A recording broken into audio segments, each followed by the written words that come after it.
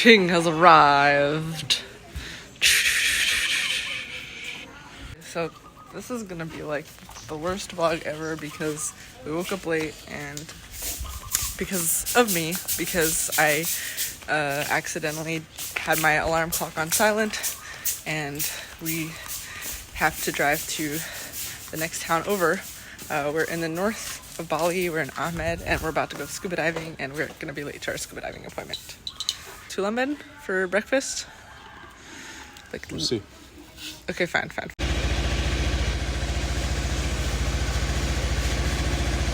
So just waiting for Andrew. He's probably looking for a place where we're gonna have breakfast. I'm not wearing any makeup, ooh. And yeah, it's a weekend. We're going scuba diving up north. And hello! Street Amed. And this is where we're gonna have breakfast. And there's like well, Andrew eating his breakfast. Yum. This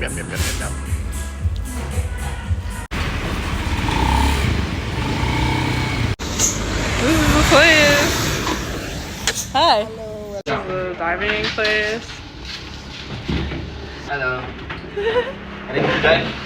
Yes, very ready. Andrew's pulling up his PADI certificate. PADI certification. That's gonna be our teacher. His name is Yuda. And Andrew, okay. Thank you. Open water, yeah. Swim open water, yeah. So, and how does it feel to be diving after 1 year? Good. Yeah? Thank you. Thanks. bukan apa kena bersih dah tepat.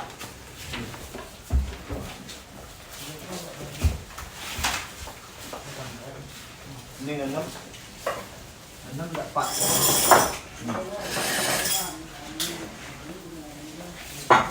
Ni deh. Lalu ada cek. Nih.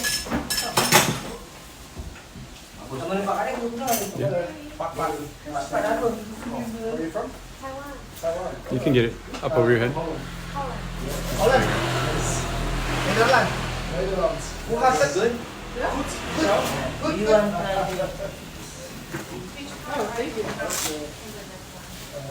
Originally from the south, but I live in Amsterdam.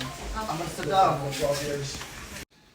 Okay, I finally get to record, and I'm actually recording this after the fact, and total stream of consciousness, my thoughts. This is from a scuba diving trip. We went scuba diving in Amed. It was very pleasant, as you can see, very meditative. I wish I could have shared with you telepathically my thoughts while I was here. It was, when you're not able to put any earphones in your ear because you're underwater, you're not connected to anything, you're not connected to your phone, you're not connected to the outside world, you can't even really communicate with the people around you.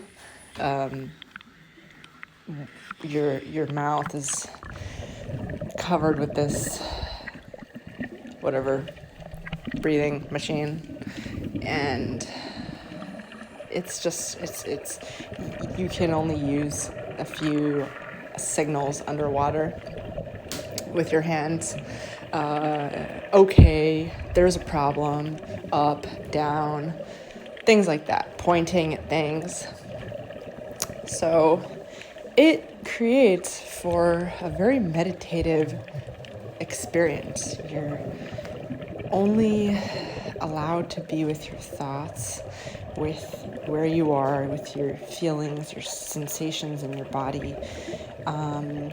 You're underwater with a very special little world under here.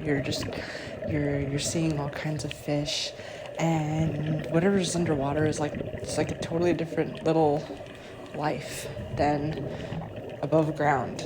the ocean, I mean, it's huge, and it's like being in a little different world. I can understand why people become really obsessed with diving. The first time I did it, I just didn't understand it. I was terrified. I felt claustrophobic, just scared that my tank is gonna run out. Scared that something's gonna happen with my breathing mask, it's gonna fall out, my goggles will fall out, I'll get, 18 meters in the water, I will all of a sudden realize that I don't have any air, that feeling, or that my foot is stuck in something and I can't get out, and I'm stuck underwater forever. That feeling, the claustrophobic feeling. But it went away, and here this guy is doing these signals. He's kind of like, he's our underwater guide, so he's kind of just making sure we know the signals, because we didn't have any training that day before before going in the water. We didn't have training because we were already PADI certified, so this guy is just making sure that we know our stuff. And there's like these little jellyfish things that I was so scared of at first, but they don't do anything. They're like little jellyfish babies. And yeah, very nice. But yeah, I get to share my stream of consciousness with you afterwards, and I feel so grateful that there's like some people that enjoy this. Oh my god, we're already almost at the shipwreck. We just got underwater and we're already almost at that shipwreck. That's the ship. I feel really grateful that there's people that enjoy this, that enjoy my stream of consciousness, because sometimes it feels like I just have so much to say, and it doesn't feel like I can get it all out. Like I have so much to say, so many feelings, thoughts, and I feel like I wish I could just share it. Like I wish I had someone who is inside of my brain that can organize all my thoughts and write it up nicely and say it nicely in a way that everybody would understand, that everybody would validate, that I can just get all the empathy that I wanted. But there's like a journey from the inside of your mind to outside. How beautiful is this, by the way? It's just all these plants and stuff growing from this shipwreck. This shipwreck happened in in the 60s. So this is a U.S. ship that was damaged by Japanese. The Japanese damaged it somehow in the 60s or in the 40s. No, in the 40s. So it was like damaged in the 40s or something. And then they brought it up to shore, and then there was a volcano. So they got the ship safely to shore, but there was a volcano happening that spilled over to the ship and pushed it right back in the water. So it's crazy. Like whoever was in that ship, rip.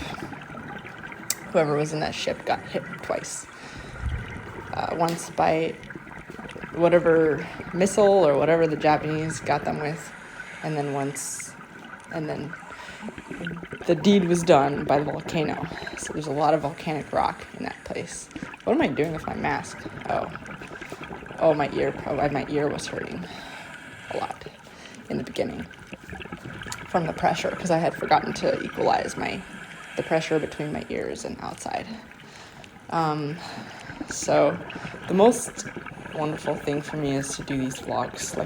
It's my favorite thing, is do these vlogs and just spill my stream of consciousness, share my thoughts and no filter. And then even more amazing is like when I find out that anybody else enjoyed it as well. It's like you enjoy hearing me ramble.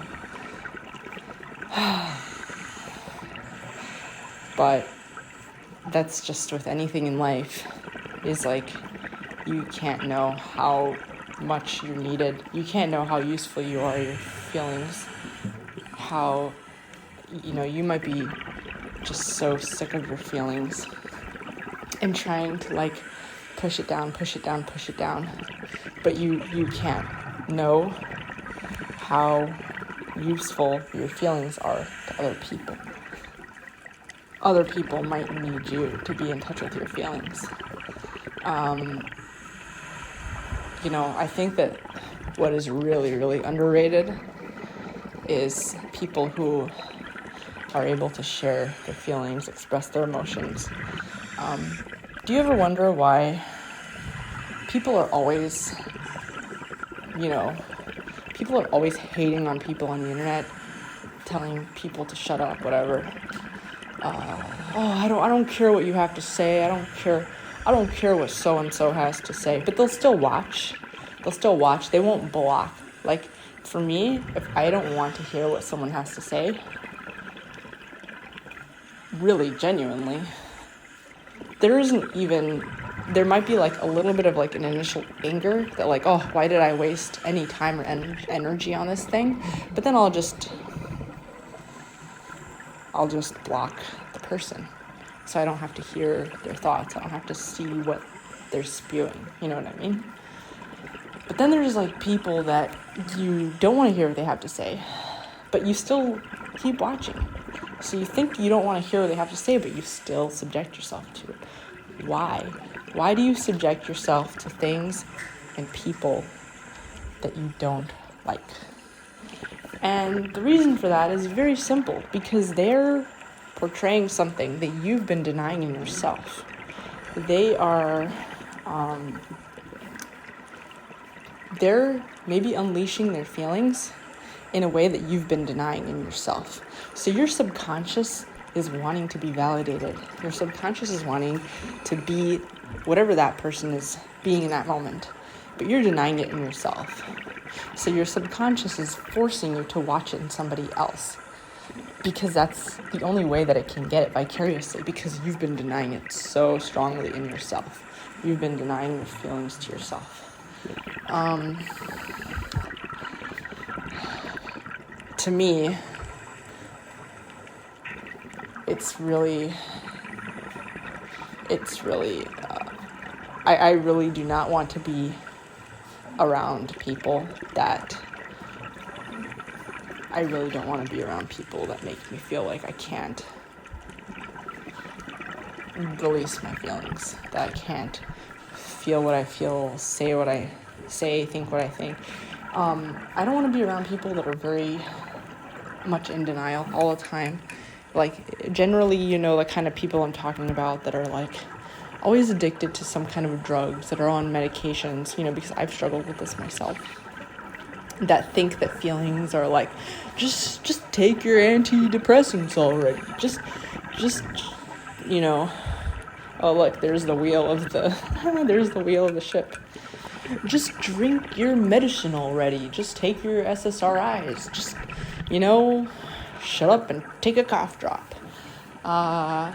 Perpetual alcoholics, self-medicated, functional drug addicts, people that are anti-feelings, people that instead of actually sitting and talking about their feelings, talking about what's happening, they would rather deny that their feelings are important and do something productive with your life and go and try to distract themselves from what they're feeling. So when I'm around people like this, I mean, this is clear, just look at your own life. When you're around people that deny their feelings, you also start to deny your feelings. And you find that you are needing more distractions, you're needing more medications, you're needing more drugs, alcohol, you're needing more things you're needing more help to try to suppress these feelings, which your feelings are probably the only indicator that you're alive. Your feelings are the things that are the most valuable because they tell you what's good for you, what's not good for you. They're the way that your body is communicating to you. Without your feelings, you would be dead. Your feelings are just nerve signals. But why do you hate your feelings so much? Maybe you just have so many feelings.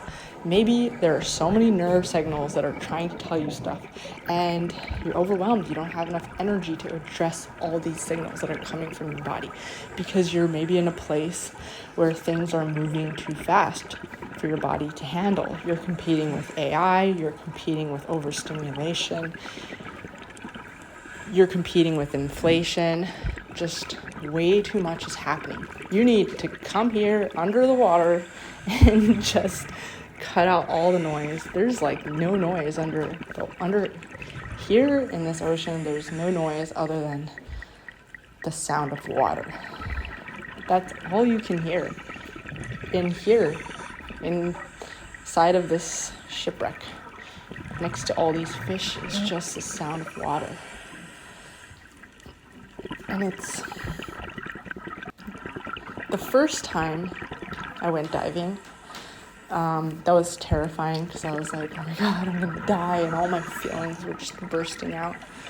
I think diving changed my life, actually. So the first time it was like, oh my God, all my feelings are coming out. I feel like I'm gonna die. And I was projecting it on the dive. I thought it was because of the dive. But these were just the fear of death inside of me was the fear of death. And it was so many strong emotions that had just never been allowed to come out were coming out under the water. All the way in the water, in a panic attack. Actually, the first time we went diving, I had a panic attack in the water, and I pretty much became a zombie. Like, I was still awake and conscious, but I like, my eyes were open, but like, I wasn't there mentally. I was sort of passed out. And I couldn't move, I couldn't think, like I was basically, oh, check out this turtle, a big, huge sea turtle. I was totally zonked out. But here's the cool thing. Here's the cool thing about having a panic attack underwater is that nothing will happen to you. Because your brain is subconsciously, most of the things that are happening in your body is happening subconsciously, and your brain knows to keep breathing because that's what it does, because it's taking care of you subconsciously. So your brain basically just continues breathing, which is very cool. And that's what happened that day. I had a panic attack, basically became a zombie, vegetable zombie that was still kind of awake. And the instructor just kept pulling me along. So we had a training that day. The instructor just kept pulling me along. And I was fine. Pulled me back up to the surface when it was the end. They didn't even need to cut the dive short for me because it was such a nothing burger. So the worst thing that can happen is not really the worst thing that can happen. But the main thing that happens in these dives is that you're forced to be with your feelings in a way that you didn't have to above the surface. And that is a huge blessing that many people will never get to experience because they are in a state of constant, like perpetual denial of their feelings. And they will spend their entire life distracting themselves from their feelings, their thoughts, the signals that connect their body to their brain, which is very dangerous because those signals have nowhere to go. They're going to go back into your body. They're going to create problems, cancer, autoimmune diseases, all of these things that are very prevalent in societies where people deny their feelings so much and that they see feelings as some kind of problem. Like, I mean, I have ranted about this a lot. I ranted about this so many times. But that's what I loved about diving, is that it really, I mean, no matter how much you think you're able to sit with your feelings and meditate, you don't really know that you're able to do that until you spend a couple of hours underwater. Spend some time underwater with only the sound of water. And you're around other people, but you can't talk to them, you can't look at your phone. It's not even that you are doing something that you wouldn't have done above the surface. It's not even that you're like not checking your phone or not doing these things. It's that you can't. So your brain all of a sudden acts differently when it knows that you can't distract yourself from your thoughts and your feelings. The second time we ever went diving, I didn't have a panic attack, but I was like terrified of all the thoughts that were all of a sudden coming to my brain. I was having very, very scary thoughts. Not even related to diving. I was having scary thoughts about life. I was thinking about life. I was thinking about so many things.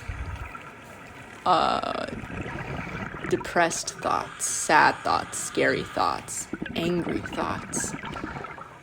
Many thoughts that I had been denying in myself, that I was telling my subconscious, go away. And now my subconscious is like, you know what, biatch, we're underwater and you are stuck here with me. And you have to listen to me. And that was probably one of the best things that ever happened. Another really good thing that ever happened was getting sick. Getting sick was another one of those things that, like diving, forces you to be with your thoughts. Although when you're sick, sometimes you're a little bit distracted with the physical sensations. But you know what? That's good too. That's still good. Like anything that forces you to pay attention to the signals coming to your body and actually be there for them, love them, not rush through them, is really good for you. And if you don't understand what I'm talking about, then I don't know what to tell you. You're probably, I don't know what to tell you, but that's been the experience for me. That's been the experience for a lot of people that I've been talking to. And that's how I have healed my body and become a calmer person, even though I don't have drugs or alcohol to help me, to save me. And it was actually really scary for me to come to Indonesia, to move here with Andrew, because all drugs, recreational drugs, are basically illegal. I mean, you can find like magic mushrooms in some of the islands, and there's ways to get certain things, but like not legally. And I didn't want to be breaking any laws. Like in Mexico, you can show up to any smoke shop and get anything you want. So we were in Mexico right before this. You can show up to a smoke shop, get THC gummies, you can get cocaine, heroin, like any crazy drugs that you want, you can find in Mexico. And a lot of places in Texas, you can go to a smoke shop and get stuff. But here in Indonesia, no, it's not legal. You can have alcohol, but we swore off alcohol. And the journey of spending more time with your thoughts and feelings, it might make you not able to function in a very, very fast-paced environment like in the States, in the short term at least. Maybe in the long term you can build up and go back to that kind of environment. But that's why I think a lot of people just aren't willing to get off of their medications. And not that I would tell anyone to do that. If anyone is like the medicated type, you shouldn't be watching my content. Like, I don't even want that kind of energy near me, like, because I spent so much energy and work and time to get out of it. And it's worth it for me because it's worth it for what I wanted in my life. There's so many things that I wouldn't... It's like there's so many things that I wouldn't be able to have in my life that you wouldn't even understand, because it's like having parts of you that are dead that I can't really explain to you the value of having more life inside of you. You can't miss what you don't even know. You can't even miss what you don't even know. So that's why, like, I don't really want to ever get in a debate or an argument or conversation with people that are perpetually medicated or covered by distractions, that are constantly in emotional denial. I never want to deny your personal experience and what you benefit from drugs short term, which I have benefited from drugs many times in short term periods. But because,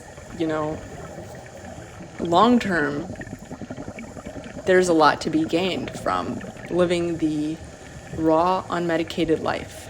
And actually, it's not fun to try to do it. It's not fun to get off of medications, and that's why it's like I would never want to be even around anyone who's in that process. Like if you were watching my content and you're like, you know what, I want to get off of my SSRIs and I want to go on this journey of becoming unmedicated and finding joy in life and creating life outside of these ways to distract my feelings, I wouldn't want to have anything to do with you, because I know how grueling it is. You're basically reviving parts of yourself that were dead, that you've been suppressing and keeping dead for so long. So these parts of yourself are coming back to life, and guess what? They're not going to be coming back to life happy and healthy. They're going to be coming back to life in pain, in suffering, in torture. I would never want to be around people who are reviving dead parts of themselves. I would never want to be around it. I would never want my loved ones to be around it. So that's why I would never tell, first of all, I would never tell anyone to get off of their distractions on my account. And if you do, have fun. I do not want to be around you. You don't want to be around anyone who's in like any kind of withdrawal. It's not fun. It's not enjoyable, and they'll blame you, which I don't care about you. I don't care about your life. You can literally drown in the ocean and it wouldn't make a difference for me. So there's no part of me that cares enough. But I certainly would not want to be around it. Because I know how hard it is. And the thing is that if it was so hard for me, I was not anything nearly as bad compared to many people that I've met, which are they have a much harder, longer road ahead of them towards being in touch with their feelings. You've been denying parts of yourself for so long.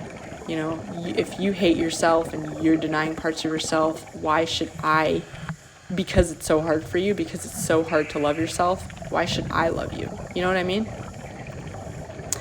It always has to come from you. The first step always has to come from you.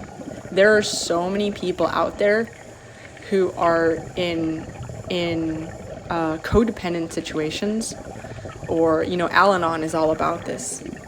Codependent situations where like one person is loving another person more than that person loves himself.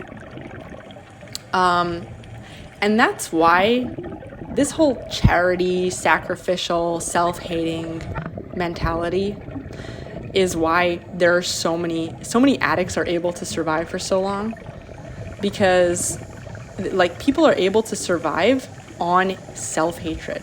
They're able to like keep going on a life that is not sustainable, on an existence that should not be existing. If you hate yourself, you should have not been alive a long time ago. But you're able to keep going in this self-destructive pattern because somebody else loves you more than you love yourself. And people will lie to themselves and say, oh, this is the greatest thing that ever happened. Someone else loved me before I loved. The only way that they got out of that was because at some point they decided to love themselves, you know? And all the love in the world coming from someone else is not gonna do it without you having already had some of it inside of you. It's like, you know, you have the flame, the spark of life inside of you, the love. Sometimes maybe it's just forced to come to the surface because the people that were loving you without you loving yourself, either something happened to them, they disappeared, or they just decided to go and focus on themselves. So then you were forced to be like, oh, I do love myself. And, you know. Anyway. So, you know, I've gotten into this pattern, and my friend told me about Al-Anon, which is like, it's like Alcoholics Anonymous for people that are that beyond getting into addictive patterns yourself, that you're always trying to fix or help other people that are in addictive patterns where they self-sabotage, so then you become like the Band-Aid. It's just a thing that a lot of us get into, and I've gotten into that a lot, where I became obsessed with like trying to help people that don't want to help themselves, you know. First of all, you might think that you're helping another person. It might look like help and charity to you, but to them, you are either being very annoying or you're hurting them. So you're seeing yourself as being helpful to another person, and they see you as being annoying and hurting them. Like, it doesn't matter how helpful you think you're trying to be. If you're hurting someone, you're hurting them. It doesn't, at the end of the day, what you feel about it doesn't matter. Other people are their responsibility, and if someone doesn't love themselves, at least in the way that you think they should love themselves, no amount of love and help from you is gonna actually change that. And in fact, it might be hurting them, because you're not other people are not you, and everybody is helped in such a different way. In fact, like, sometimes I will discover ways that things that I love, I mean, so many times. And in fact, I think I am very unique to a lot of people in the world. We're all very unique, but I have intentionally put myself in a lot of situations where I'm so different from people, to the point where I just can't understand why or how people like things that I don't like, and people don't like things that I love so much. Like, I mean, even the fact that I'm doing this vlog and I'm sharing all my feelings with you. I love sharing my feelings. I love sharing my thoughts. I love other people that I don't know, strangers, watching me, hearing my thoughts, my little stream of consciousness. There's something inside of me that gains immense pleasure from that. But there's a lot of people that I talk to that can't imagine anything more terrifying. And if I were to try to help someone and say, I'm going to help you by giving you this gift that is so wonderful to me. I love being on display 24/7. Here, let me do that for you. And they would hate it. If you're going to help someone, you have to understand that the way that the things that you see as wonderful, they might not. And you have to understand that first and foremost, you're helping yourself, because it still might, even if you know deep down that the other person might not enjoy the thing that you enjoy. Other people might not enjoy what you enjoy. But you still want to share it with them. Still brings you pleasure to share something with someone else that you enjoy. So you might do it anyway. As long as you're aware of that. I think it's important to be aware of the fact that we might do things for people for selfish reasons. We might do selfless things for selfish reasons. Ultimately, there is no such thing as selfish or selfless, because everything that you're doing is what you're supposed to be doing in line with your life purpose. It's not for anybody else. And it's not selfish. It's not a bad thing. It's just what you're supposed to be doing. That's your purpose. That's your place in the world. And if you want to change it, well, maybe your purpose is different. So, but as long as you're just being aware of the fact that, like, not everything that you like is what other people will like, and sometimes you might even be hurting other people, and like just when you focus on yourself as the end goal, your pleasure is the end goal. then you can't do anything wrong. Even if other people don't like it, well, at least I did the thing that makes me happy, that I find pleasure in, I enjoy. And the thing is that the world is helped by you fulfilling your life purpose, being the greatest you can be. The world is not helped by you hurting yourself, ever. Really isn't, because you are an agent of your life purpose.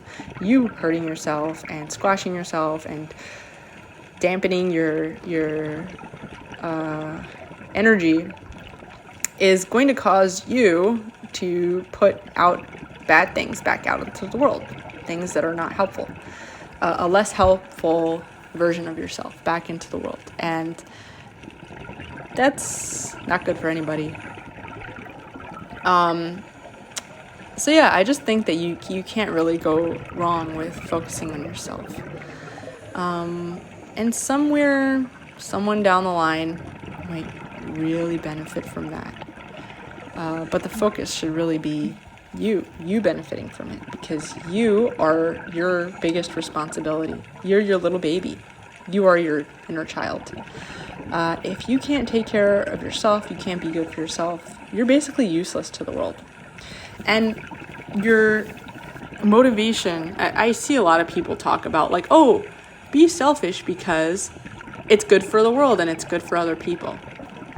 I know that some people need that. They are powered by charity to the world, so I can respect that. They're fulfilling their life purpose by being sacrificial to the whole world. That's how they can fulfill their life purpose, is by focusing on being a charity case for the world, by being not a charity case, by being a charity machine for the world. And that's how they find purpose, and they need to be that in order to feel motivated to do what they need to do in the world. But I just don't like it.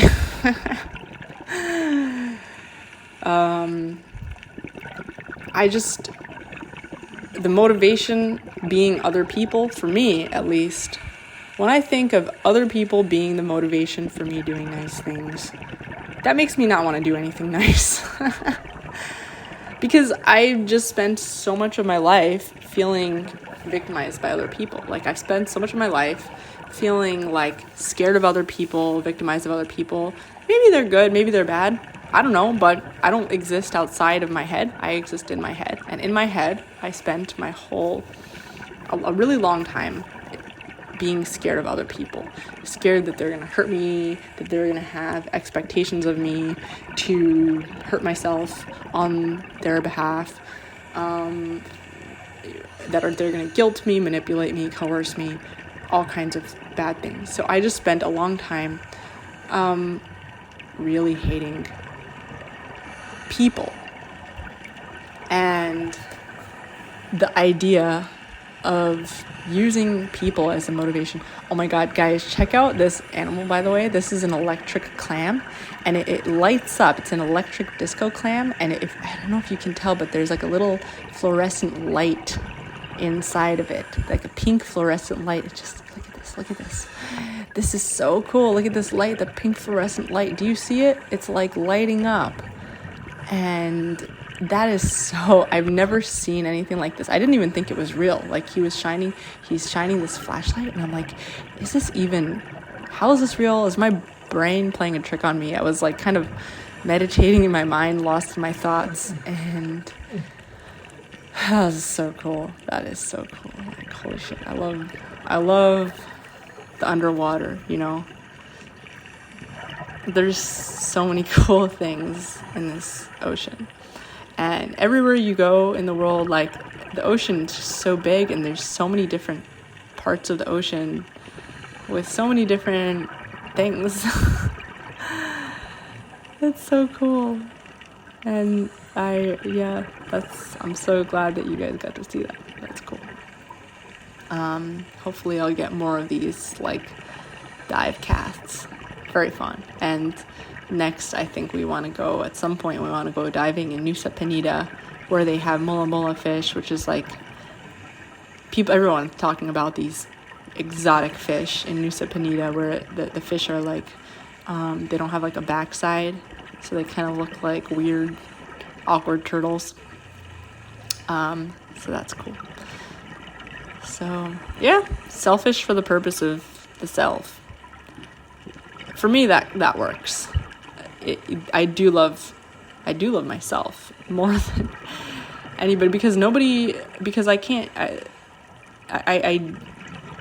The inside of my mind can be tough, but I can control the inside of my mind. I can spend enough time with myself, and the more I spend time with myself, the more I love myself, and I'm able to appreciate all the signals that my mind is sending me. And over time, like, you start to love it. You start to fall in love with the little voice inside of your head that's crying to you, that is angry, because when you remove yourself from all of society's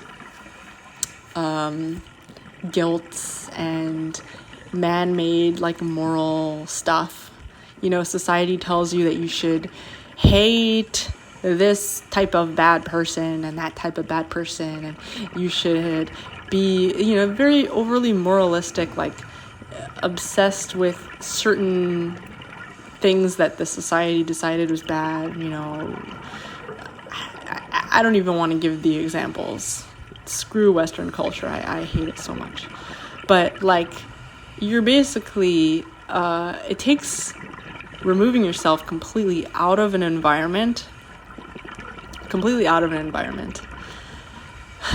where certain things are good and bad, and you've kind of attached yourself to the bad. You've made yourself into a villain, and you kind of you fight with yourself, and this fight, it kind of comes out.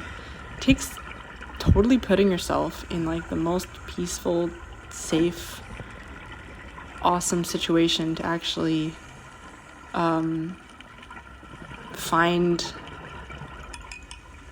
be able to appreciate your thoughts. And if you're in a situation, any kind of situation that causes you to hate any part of yourself, or to not appreciate or to deny any part of yourself, you can't be good for the world. You have to get yourself out of that situation. Ultimately, as humans, we're very social creatures. Like, we kind of operate in herds, regardless of how independent you try to be, how selfish you try to be, how much you try to not be affected by other humans. You will be, and you will be affecting other humans. So it's also impossible to be selfish, really, because you will, in some way, your life purpose in some way is going to affect other humans and the rest of the world. And so by you focusing on your life purpose, what you need to do, you don't have to focus on a single other soul in the world to have the impact that you're supposed to have. And it's comforting if you're, like, really overwhelmed with people like me. Like, I have to worry about myself and have to worry about other people, and, like, oh my god.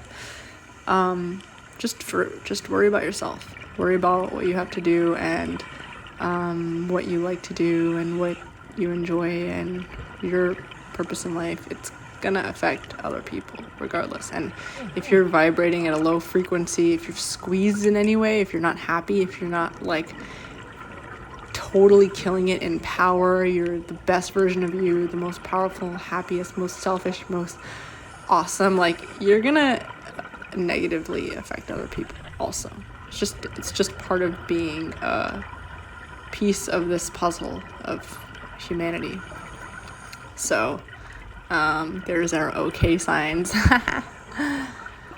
Oh, he's actually finding another fish right here. It's like this is like a really cool thing that it's gonna have. It's got, like, little antennas or tentacles or whatever that he's gonna touch it. It's gonna go on his face. You're gonna see he's shining his light on it. It's like a fish squid type of thing with antennas and little thingies that's gonna go on his face. You see it? The little antennas. Yeah, he wanted me to come over, and I was like, nope. I don't want to get stuck in that little cave with those little fish antenna thingies that are crawling on his face right now. But I'm happy to film it from far. It's like a little spider, actually. Yeah. Anyways, that was cool. Very cool. So, yeah, literally just ditch anything or anyone that drains your energy. They can be the most loving, well-intentioned people. The place can, everything ultimately is well-intentioned. But if you stop focusing on you and you're just focusing on what other people have to do, like, you're just never going to get anywhere. It's just not a way to live. And I think that's been a huge thing for me to learn, is how to consciously disconnect myself from the perspective of everybody else around me and start focusing internally. Spend a lot of time meditating, spend a lot of time with your thoughts. Ultimately, when you spend enough time with yourself, you'll get to the right answers. It's just impossible not to. Time will take you there. Spend time with yourself, your thoughts, your feelings. It'll get straightened out. You might say, oh, but who has time for that? It's a good point. There are a lot of people that do have time for that, though, in the world. And if they get to have it, then why shouldn't you? Why should they get to have it and not you? Time is a valuable and precious thing.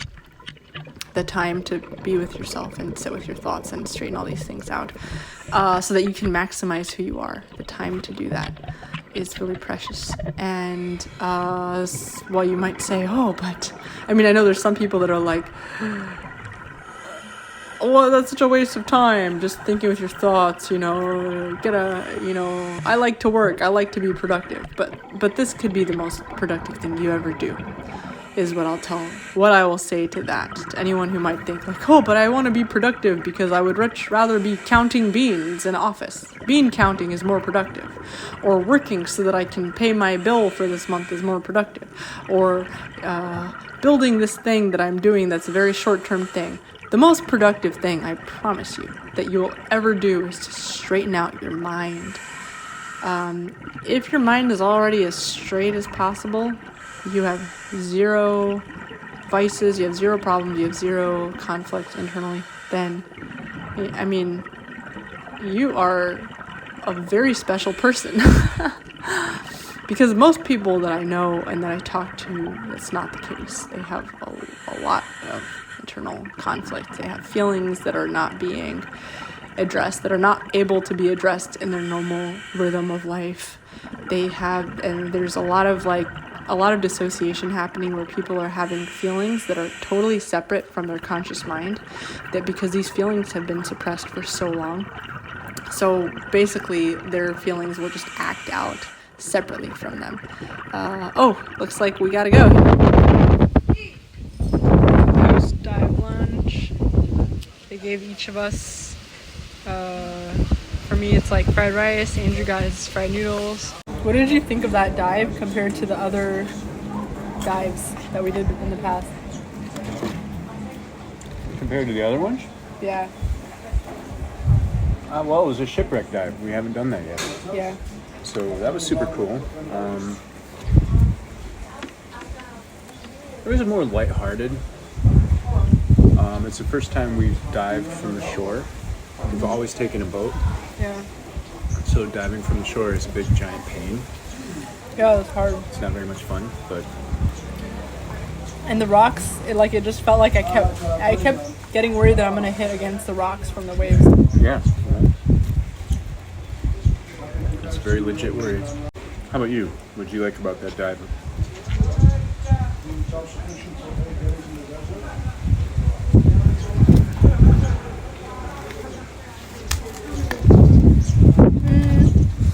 I really like the new animals that we saw.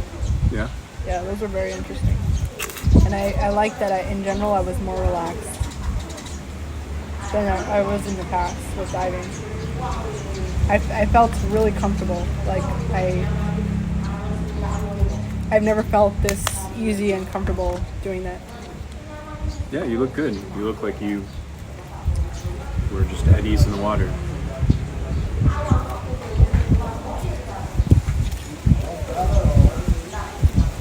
That turtle was very cool.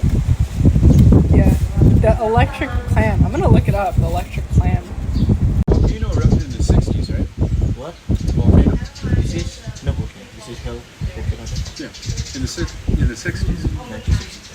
1963. So all of this. So this is all new? Is new. What? All the trees and the grass are new. So you love right? What? Oh yeah, yeah.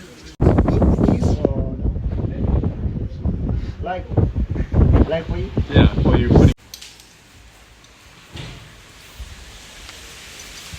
It's a beautiful day.